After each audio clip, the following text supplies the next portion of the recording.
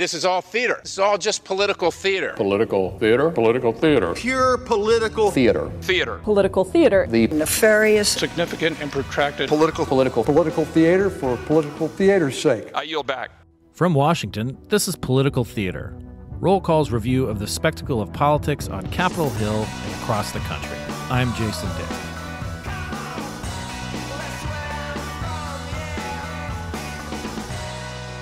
Ohio is a quintessential part of the United States, born out of the Northwest Ordinance, the home of 8 presidents, an industrial powerhouse, the birthplace of Wendy's. I could go on. It is also having a big moment in the political spotlight, with the Republican vice presidential nominee, Senator J.D. Vance, hailing from the Buckeye State, while his home state colleague, Democratic Senator Sherrod Brown, is in a tight reelection contest that will likely be key to determining the Senate majority. So we're going to take a look at Ohio by talking about some of its most prominent office holders, and who better to do that with than Jessica Wehrman, CQ Roll Call's health policy editor and an Ohio native who, before her time in this newsroom, covered the state's politics for years. Jess, let's talk about Ohio. All right. Sounds good. The heart of it all, as they say. Yes. The heart of it all. Yes. It's kind of heart-shaped-ish. And again, I was just in your fair estate. I know that you've got some time off coming where you're going to hang out with your family in Ohio, but I was in delightful Cincinnati last week visiting my mom, and that's what they used to call it. Yeah, and I have a soft spot in my heart for Ohio. I'm being an Arizona native. I have no idea why, but let's say I don't. Okay, it's not the weather, but yeah, I've always liked it ever since I moved back to the East Coast. Like whenever I've found myself there, whether it's for a business trip or for a vacation or passing through whatever, I've always had a nice time. Capped off by my trip to Columbus a few years ago, where I met Eric Estrada of Chips fame in the Columbus airport. Yeah. I mean, what else is there after that, right? I once saw LeBron James getting in a limo at the Cleveland airport, far, far away. It was really cool. It was right when he first made it. So there you go. Awesome. So let's talk about, again, like your expertise, goes very deep in Ohio politics, from when you were, a cub reporter at Ohio University, and on through your career working at Gannett, and, you just know the state and its politics and its politicians very well. So I thought you're the best person to talk to about this. Let's start with J.D. Vance, the newcomer on the list of 5 politicians we're going to talk about. And I'll go through them just so people can know what to look forward to. We're going to talk about J.D. Vance. We're going to talk about Sherrod Brown, which I mentioned at the top there. We're also going to talk about the governor, Mike DeWine, former senator. We're going to talk about Jim Jordan, House member, and Marcy Kaptur. And there will be other people we bring up, including some very colorful folks. Jim Traficant, anyone? Dig in for some Fort Voinovich trivia, guys. It's going to be a big one. It's going to be amazing. There's a lot to talk about, but I thought looking at it through the lens of people who are in office now, and in particular they all have a different kind of power base. They're all significant political players for different reasons and for different backgrounds. But let's start with Vance, because he's kind of the man of the hour. He was tapped, after he's only been in the Senate since 2022. He was elected in 2022, so he was sworn in 2023. So he has not had a lot of time in Washington as a political figure, but he wrote a memoir about growing up in Appalachia and Hillbilly Elegy, which is made into a movie. I think that every single time J.D. Vance's name comes up, this book is mentioned. Trump mentioned it when he was talking to the National Association of Black Journalists earlier today. And then he was in venture capital. He was a big ally of Peter Thiel. What is it about Vance that has catapulted him into this stage of his political life? Because he's very different from these other folks we're going to talk about. Sheer ambition. I think that's basically been it. This guy started out as a never Trumper. He wrote his famous best-selling book, and that sort of catapulted him to fame. He became this guy who was always on the the talk shows talking about, how he didn't like Trump, how Trump was unacceptable, and then he sort of switched. So I don't know that he doesn't really have much of a legislative record per se, but who does after 2 years? That's not necessarily a dig on him. He's not been here very long. And during divided government too. during divided government, with a very narrow Democratic majority. So that doesn't help. I think the thing he probably is most known for is his work with Sherrod Brown on East Palestine. They had that derailment there that was just a disaster. But, there's not a big legislative.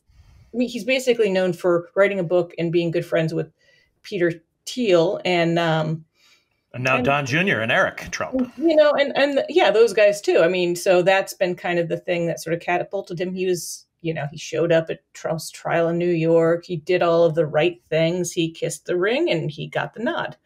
I don't know why Trump really picked him. I mean, Ohio was kind of a lock for Trump anyway, given the last couple of elections. So it's not like you're like, okay, let's get the guy from the swing state. I think it was just more of a fact that he sort of liked him. The guy was, he liked what he saw of him. I think he said he had pretty eyes. So. Right.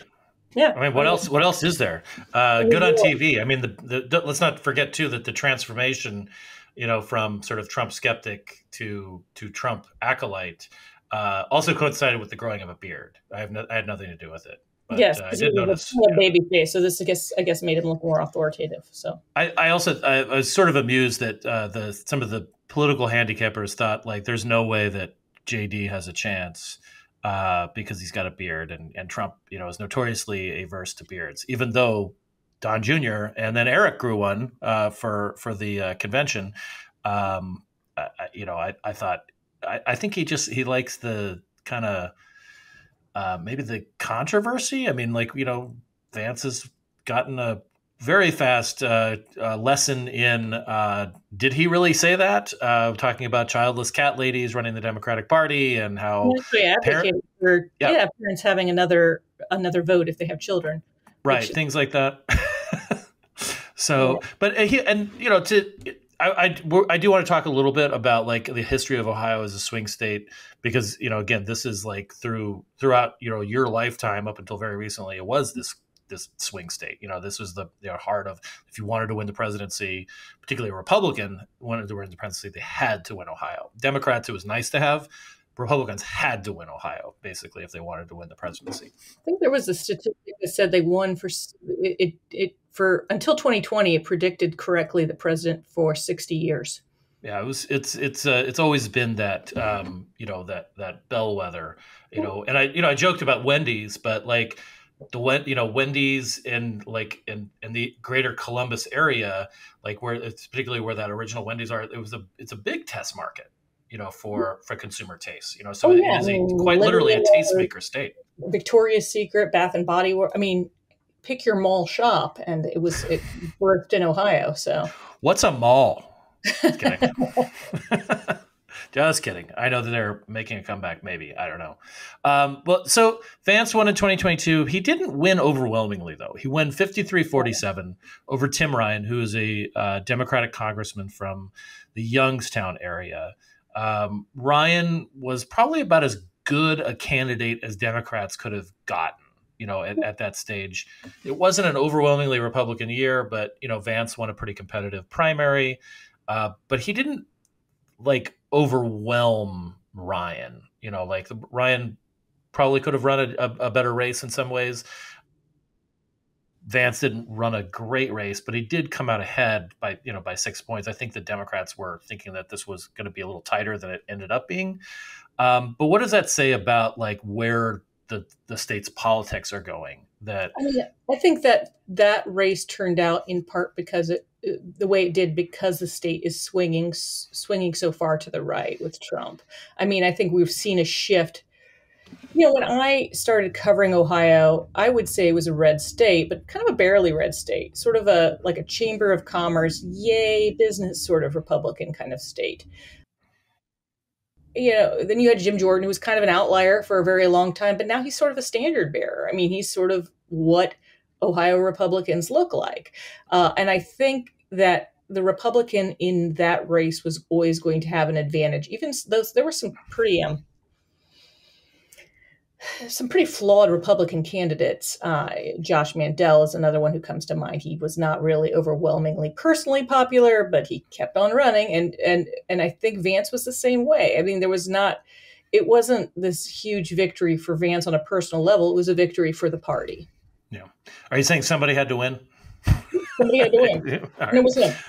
And I feel like winning, bringing Republicans to the polls. So, I mean, I think also, it's the context of the win too is, I mean, one of the reasons that it turned so many heads too is the man who Vance replaced in the Senate, Rob Portman, was, as you were just alluding to, more of that Chamber of Commerce kind of Republican. He was very socially conservative, like across the board, with the exception of gay rights. He had a gay son, or has a gay son, but he was pretty socially conservative, but he had a Chamber of Commerce personality, if you know what I'm saying. Like, he was pretty mild. There were times when he actually worked with people, with Democrats across the aisle, and it wasn't an infrequent occurrence. I know that Vance has co-sponsored some bills with Democrats, but he's really not known as sort of your bipartisan guy. He's sort of more of a, I don't want to say Rand Paul or a Mike Lee type, but he's, Tuberville. I mean, he's sort of in that kind of realm. Hawley, maybe,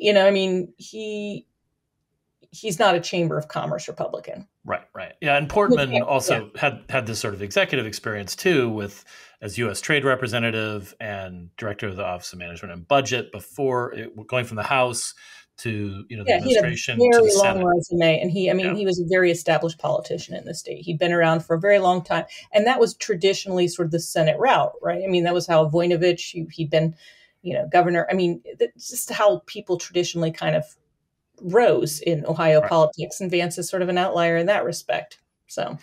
And one last thing before we did mention about Vance, I feel, before we get to Sherrod Brown, his home state colleague, is that Tim Ryan, had worked, before he got elected to the House for Jim Traficant, who also had the Youngstown seat. Talk about a colorful character and also a populist too. I mean, like, this is somebody who, as we've talked about this before, Traficant was like Trump before Trump in politics. Yes, weird hair, like kind of yelly, sort of not always the most eloquent kind of guy in the room, but he's sort of. I mean, that Ohio loves. I mean, this is sort of the kind of secret sauce. They do kind of have a soft spot for somebody that they would deem a populist. I don't know that I would argue Trump is truly a populist, but he kind of. He knows the accent, right? Right. And also like Traficant, he connects with people like for whatever reasons, like beyond politics. He's got that up your sort of personality that kind of appeals to us, a portion of the populace who feels like they've been kind of ignored for too long. He's vengeance with feet, Yeah. Traficant also, one of the reasons that Tim Ryan won that seat is that Traficant was expelled from the House, convicted of fraud, went to prison. Ran for office from prison, did not win. Yeah, there was a real time when Ohio had a lot of really interesting House members, and he was one of them. Bob Ney also won. We had our share. All right, let's talk about Sherrod Brown. This is J.D. Vance's colleague in the Senate. He is running for re-election. He's running for a fourth term in the House. He's won in 2018 against Jim Renassi, who is a House member in Ohio, 53-47. I'm sensing a trend. There's a lot of wins, but not overwhelming wins. But also, Sherrod Brown has been in public office for the most part for his adult life. He was elected, when he was in his 20s to the Ohio House. He was Ohio Secretary of State. He was elected to the U.S. House in 1992. He was elected to the Senate in 2006 and defeated Mike DeWine, who we'll talk about in a little bit. Mm-hmm.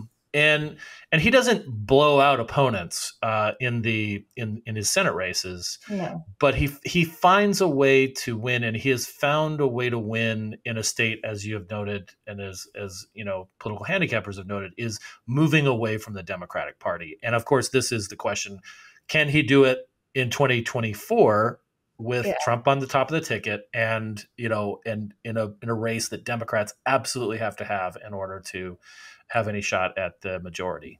And I got to say, I will be very curious. I've not seen polling on that race. I would be very curious about polling on that race. Moreno is not a well-known established. I mean, he doesn't have the name visibility that Sherrod Brown has. But this is Bernie Moreno, car dealer guy who won the again another crowded Republican primary with Trump's. From that one. And I think he's probably less flawed of an opponent than Renacci was. Renacci had, significant troubles connecting with voters, and he wasn't, he had a couple foibles that sort of got in his way. But you bring up the Trump factor, and that's going to be, I think, a big that's going to be sort of the key part. So much of how the elections are right now are sort of how the state is going. That doesn't mean it doesn't mean it can't reverse. There's always this possibility. I'm also interested in pulling on Harris. That said, Brown's very established. He also he is a populist. He has a way of he's got this kind of gruff, sort of personable manner that I think is kind of helpful for, the crowd that sort of likes to, like I said, the up yours, kind of sticking it to the man kind of politicians. So, he literally has a gruff voice too. Like, he does. He has a gruff voice.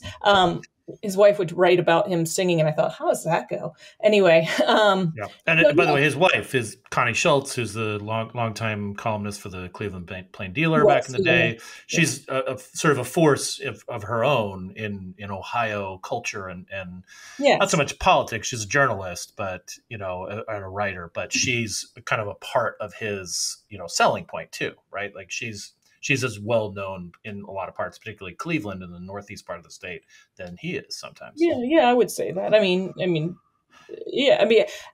just thinking about this race. I am curious as to how it is going to go. I feel like there's a lot of shaking out that's happening right now because of the way the presidential race is, and I don't know how that affects Ohio yet. Do they stay as Trumpy as they are? Do things emerge? There's just parts of the state that were ancestrally sort of Democratic and labor related that have kind of gone over to the Republican end of the spectrum. And I don't know the long-term, impact of the shakeup in this race. I don't know if people have sort of had it up here. My sense is no. And I guess, talk to me next week after I'm in Ohio for a week and I may have a better sense. But my sense is it's still Trump country. It's not a swing state anymore. It's lost that. And it's also lost electoral votes too. So it doesn't have the oomph of like a Michigan or a Pennsylvania now. Right. It's interesting. Some of the polls, so far that we've seen statewide is that Brown had been outpacing Biden. When he was polling much better than Biden and had a lead over Moreno, but there were still a lot of undecided people. There were still a lot of folks who didn't, as to your point, didn't know Moreno. And the question is like, do those Republican voters come home and vote for Moreno? Are they brought along by enthusiasm for Trump and for Vance, perhaps, or do people split their tickets and say like, I just like Sherrod Brown, even though he's got the blue shirt as opposed to the red shirt. This is also, remember, a state that can be a little bit tricky. Not in terms of, I want to say that surprises are still possible. And the reason I say surprises are still possible is they had this abortion ballot initiative that basically, went for what you would say that would be the liberal side. It went for access 60-40, right? It was kind of so there are signs of independence. But this was a state that was pretty significantly pro-Trump in 2020. Yeah, and in 2016, really. It was a tighter race slightly, but okay. Let's talk about Mike DeWine, the governor. He had just won a sort of overwhelmingly won in 2022 reelection. To a second term as governor. He won 62-37 over Nan Whaley, a Democrat. Whaley her campaign never really got off the ground. But DeWine also benefited, I think, from being sort of this stealth gov, like who managed to navigate COVID, like in a way that seemed to get a lot of respect from both Democrats and Republicans. He's also just been around forever. He's actually not that much older than Brown. Born in 1947. Brown, I think, was born in 52. So it's not like he's significantly older, but also has been in elected office for most of his life. He was a prosecutor. He was in the Ohio Senate. He was in the U.S. House. He was He's lieutenant been around. governor. Yeah, He's a very familiar face in Ohio politics. And he came across as a moderate. He took some heat for that with COVID. I mean, he was very much for the protections. He hired this woman, Amy Acton, to be his health director, and she was all about the mask mandates. I mean, he was kind of an outlier among Republicans. And in the Senate, he would show an independent streak as well. I mean, he was somebody who was very much for protecting the filibuster, because he said, we might, when it would have been advantageous for Republicans to get rid of the filibuster.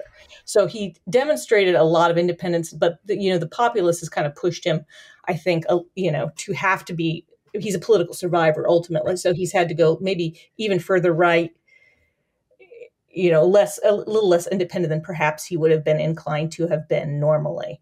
I mean, today he spoke out against this gerrymandering ballot initiative that was, that would have been, that people have been wanting to do redistricting in a different way in Ohio, and he spoke against the newest proposal. So that's kind of the Republican Party line on that. That really fires up people, the redistricting. Actually, in Ohio, it's been a forever issue. I mean, it's been court case after court case, and Ohio has among the most gerrymandered lines. Truly, like a never-ending story. I mean, in Ohio, it's one of those things I covered when I was covering Ohio, and paid attention to afterwards, and even after. So yeah. All right, let's jump over to the House. We've talked about statewide office holders, and so is Sherrod.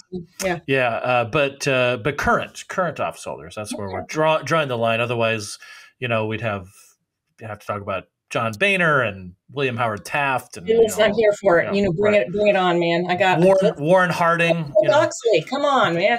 Mike Oxley. So let's talk about Jim Jordan. This is Jordan was somewhat of a minor celebrity before getting into public office because of his career as a collegiate wrestler. He got elected to the Ohio House in the 90s, in the Ohio Senate, and then got elected to the U.S. House in 2006. Made a name for himself by being a real firebrand conservative. He was the chairman of the House Freedom Caucus. He was a total pain in John Boehner's ass, when Boehner was speaker, but he has evolved into one of the preeminent power brokers in the Republican Party. I know. He's the chairman of the Judiciary Committee now. He's a frequent Trump surrogate. He was at one point he was wanted to be speaker. May still want to be speaker. Did not work out. But yeah. But Trump loves him, or it seems to love him. Gave him the Presidential Medal of Freedom a few years ago. And again, he's one of those guys that does not. There are not very many close races in Jim Jordan country. His constituents seem to like him. Actually, full disclosure, that's where my parents live, is in Jim Jordan. There you go. So, he won his last race in 20. Yeah, he won his last race in 2022, 69-31 over, Tammy Wilson, the Democrat. So that's a swath of Western Ohio that is very, very, now they've drawn as just kind of funny, but it's very conservative. I think there were counties that went 90% for George Bush back in the day. I mean, it's about as Republican as you can possibly get in America. So his power base, though, I mean, it seems like he gets most of it almost nationally, as opposed to, I mean, again, he's been in politics for a long time now, close to 30 years, but it's not the same. It seems more almost like a JD Vance, transformation than a Brown DeWine thing, where he's got a political profile that comes a lot of it from national politics as opposed to retail local politics. Yes, from being that guy who's sort of yelling at witnesses on the stand, and you're right about not being a retail guy. I mean, I remember I used to cover him and look at his FEC reports every quarter, and he had no money for years and years. And now, I mean, he's the guy who raises it all. I mean, in Ohio. And not only that, he's become sort of a recruiting force in Ohio. Warren Davidson is there in part because Jim Jordan urged him to come. I mean, it's all been more media appearances, I think, being the guy who, when you go on Twitter and they're like, Jim Jordan really gave it to so-and-so. And it's some clip of him yelling at, so yeah, I mean, the Freedom Caucus thing kind of made him sort of move up, but he also sort of shifted what Ohio politics looks like, I would say. I mean, he is now kind of a standard bearer. If you are a Republican in Ohio, you look more like Jim Jordan now than you do, John Boehner or, I don't know, Pat Tiberi or even Mike DeWine back in the day. So Stephen LaTourette. Like if we're going to do deep cuts, let's just keep going. Come on, we can go. I can do this all day. But, he's made it sort of he sort of plowed pretty fertile ground for a Trump revolution in Ohio, I would say. Yeah.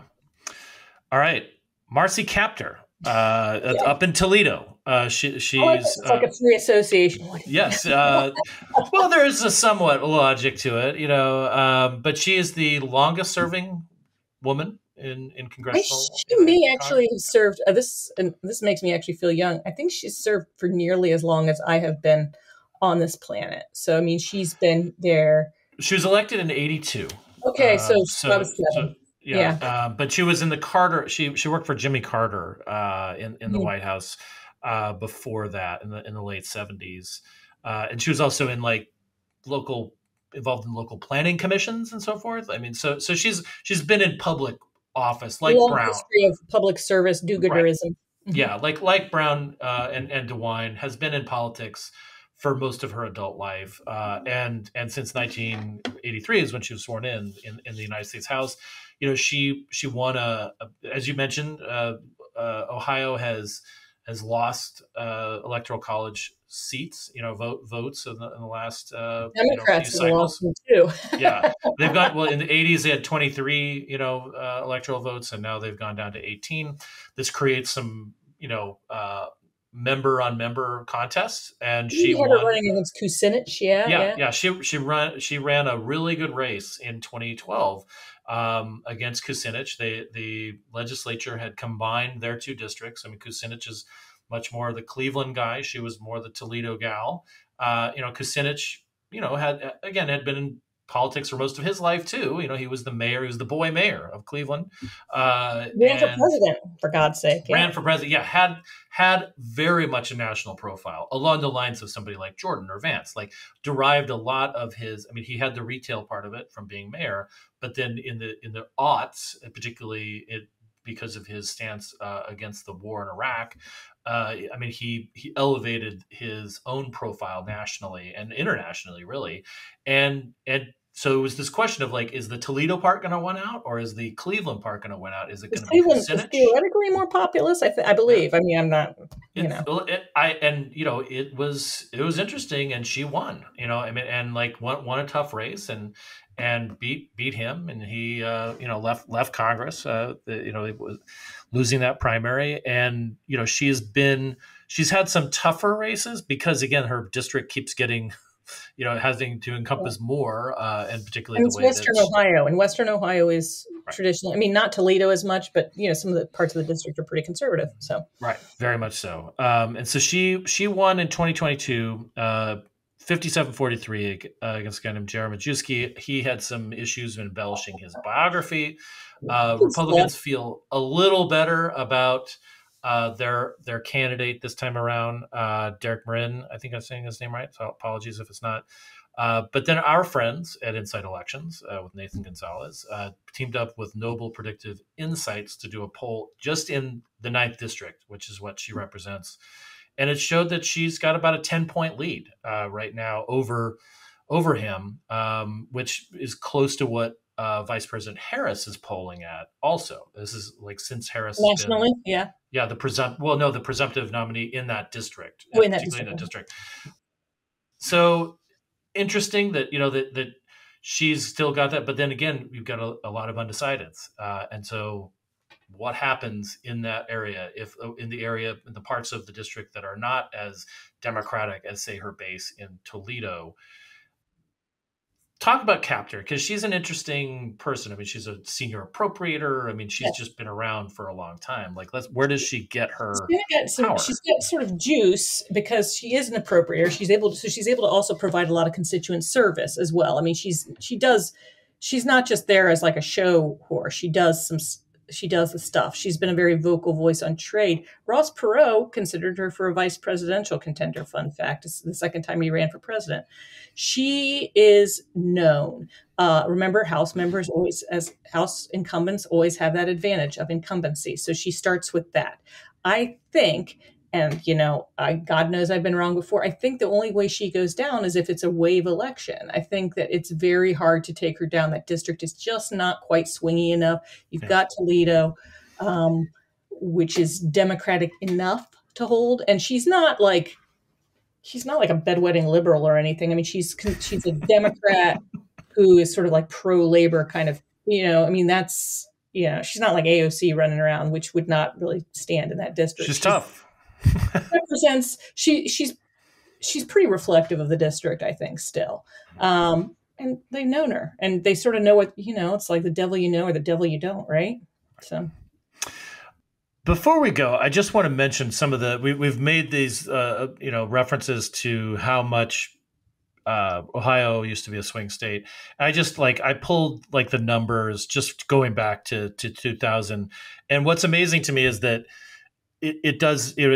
Ohio is not on a list of competitive races for this presidential election, nor was it in 2020. But it's funny. The numbers are just stuck on a certain level. So 2020, Trump wins with 53%. Biden has 45%. So Trump wins by 8. 2016, Trump wins 51-43 over Clinton. Clinton lost some. It sounds like she would have lost some votes from independent candidacies like Gary Johnson's. 2012, Barack Obama wins 51-48 over Mitt Romney. Now, Romney's just from the other state over, Michigan, but maybe he got that going against him because I remember covering all of those races. Yeah, Ohio and Michigan have a little thing, Paul Ryan, who went to Miami University, who was on the ticket too. So you would have thought. Somehow, some connections. I had a moment in the race where I was like, maybe it's going to be Mitt Romney. Maybe he'll win it. And then I went to my first Obama rally and I was like, no, because I realized everyone at the Romney events looked exactly alike. And not so much at the Obama. I was like, oh, yeah. 2008, Obama wins, beats McCain 51-47. 2004, Bush beats Kerry 51-49. 2000, Bush beats Gore 50-47. So it's always in that 50% range. And granted, the last two elections, I mean, Trump was only at 53 and 51, but he also won by 8 and 10, 8 points each time. So I don't know. It is interesting. I mean, and also just because something's not competitive now doesn't mean it won't be at some other point. I think in 2016 we thought the blue wall, until Trump won the blue wall in Pennsylvania, Wisconsin, and Michigan. So it's just I don't know, what as a native daughter, what do you make of these changes over the last 20 plus years? I mean, I think it's just reflective of the populace right now. I mean, I do think because the cities have sort of drained of their population, a lot of that urban core, the unions aren't sort of the powerhouses that perhaps they once were. Manufacturing jobs just bled out. There's some sparks of light in the economy. You see in Dayton, sort of a nice nerd economy kind of emerging, but it's slower, right? And it's not, and some of that stuff isn't necessarily, I mean, remember they brought the Chevy Cruze and everyone was like, this is going to be amazing. It didn't turn out so great. So a lot of the things that sort of made Ohio what it was politically have sort of evolved and changed, and what has been left behind are people who are really looking for jobs and looking for sort of a stable economy. And, that has sort of driven things, and Trump sort of speaks to that. I remember in 2016 driving around in Youngstown, which has been a Democratic stronghold as long as I've been alive, and just having this feeling that it looked like an economic disaster there. I mean, these were not people who could just leave their houses. They'd be underwater and their mortgage. So they were going to vote for something different, regardless of how, whether or not he kind of used bad language and talked about groping women. They were going to vote for anything that was an alternative because they hadn't felt spoken to. And I think that remains true. They don't feel spoken to. And someone like Trump, who seems a little bellicose, who seems very stick it to the man, regardless of whether he is actually, he represents something a little bit different, a little bit more, they see him as an advocate because, as my mother says, he doesn't give it. He doesn't seem to give a damn. So. Before we go, I also want to just run through the list of presidents because this is just it. I don't know. Like I just like geeking out on this stuff, and also I saw a pattern, which is that Ohio, is frequently referred to as the mother of presidents. It's had 8 presidents. Now there is a little dispute. I didn't know Ohio was a girl, but I'm cool with that. I mean, William Henry Harrison was born in Virginia, so Virginia will claim him also. But like when he was elected to office, he was living in Ohio. Mm-hmm. But the thing is, so they've got 8 presidents, but it usually doesn't end well for them. And so just real quickly, William Henry Harrison, first president from Ohio, even though he's born in Virginia, dies in office, like a few months into office, doesn't even make it through 1 year. He didn't wear a hat to his inauguration, and it kind of backfired on him. I've actually heard more theories that it wasn't even like pneumonia, which is what it might have been sepsis because of like the gross water surrounding the water supply around the White House.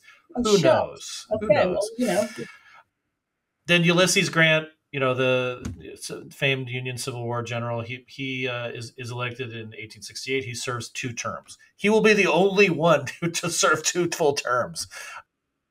Rutherford Hayes, he comes to office amid scandal. He's elected right after Grant. We had 3 presidents in a row: Grant, Hayes, and Garfield. But Hayes he loses the popular vote, and he's installed as president through an electoral commission. He's referred to as Rutherford Hayes. He pledges to serve 1 term. Yeah, poor does Rutherford that. Hayes. This always gets silly. Only does 1 term and leaves office after 1 term. James Garfield is then elected, and he's assassinated. So just this, and that's just the first 4. Benjamin Harrison is elected in 1888. He serves 1 term. He's defeated for re-election by Grover Cleveland. You're saying Ohio is a mother of ill-fated presidents, is what you're saying. And I haven't even got to the next couple of guys who died in office. William McKinley is assassinated, paving the way for Teddy Roosevelt to take office, who was his vice president. William Howard Taft. Again, the Taft name was gold at one point, although that's and he was a racing president at one time. Yeah. I don't think he is anymore. They took him out. They took him out of the rotation. I mean, he's even ill-fated as a Nationals mascot. So that's exactly how bad it is. Although, so he was, vice president. He was Teddy's vice president. He was elected in his own right, and then he was defeated when he was running for re-election in 1912 by Wilson and Roosevelt.